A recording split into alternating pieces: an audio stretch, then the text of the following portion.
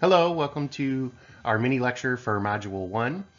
Today I'm going to introduce you to the idea of the type of evidence that historians use when we're looking for uh, evidence of connections between different cultures. One of our themes that we're developing this semester is going to be evidence of global connections. In other words, what evidence do we have of the spread of ideas and material and other things across the globe as we go through world history?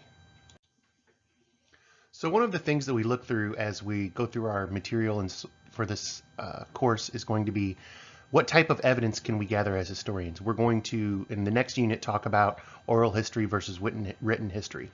But in general, we're always looking for direct evidence of contact. For example, if we uh, can find stories or recorded interactions of contact between cultures, that's great. Other times we can infer contact, and we'll see some examples in our next module about how we can read stories and infer that contact took place even if it's not explicitly stated.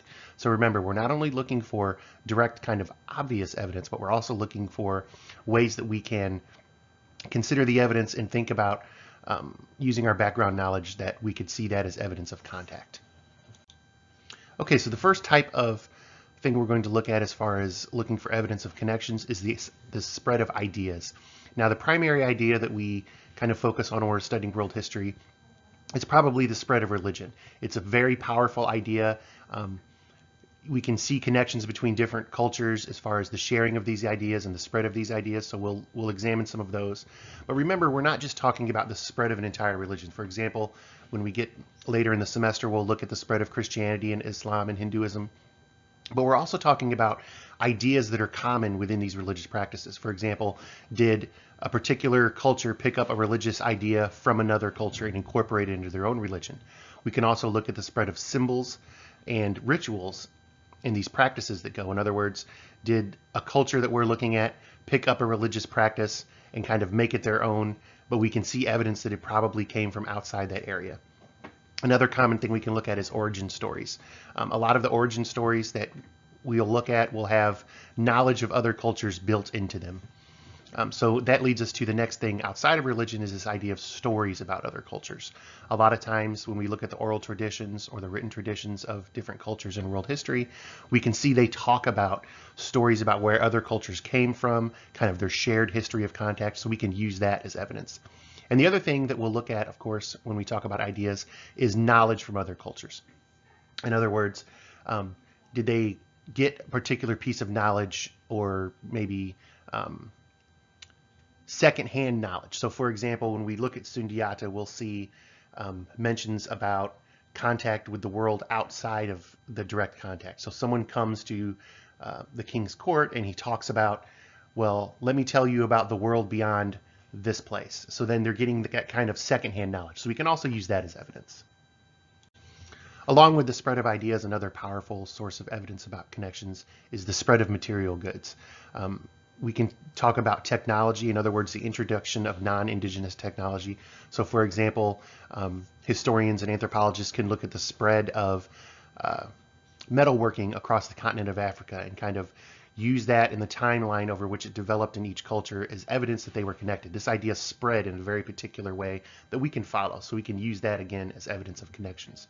The other thing, of course, is commodities. Again, similar along the lines of technology, where we start to see the incorporation or the value of non-indigenous goods that are brought from outside. Same with food. Of course, one of the more famous examples of this that you're probably familiar with is when North and South America became reconnected to the Eurasian continent. We got the exchange of a myriad of different foodstuffs, including chocolate, coffee, tomatoes, potatoes, and all those things. And we can kind of see that that's evidence of that connection being built. And also, of course, trade. We can talk about trade as the mechanism by which these commodities get exchanged. So we can look for evidence of that, whether it's official records or unofficial records. And finally, the third kind of area that we're going to focus on is this idea of evidence of contact. We can talk about migration, for example, the Bantu migration, which is pictured here. We can trace the migration of those people, whether it's through the development of their language or the bringing of their technologies, and whether it's through conflict or trade is listed here on the slide, we can trace the spread of this particular group of people across the sub-Saharan African continent. So, and again, keep in mind when we're talking about conflict, we're talking about wars, but there's also political conflicts. They don't necessarily have to come to an actual war. And also with trade, we can trace things like the spread of money, formal trade agreements, rules about trade with outsiders as opposed to the people of that particular culture, and also informal relationships that may develop.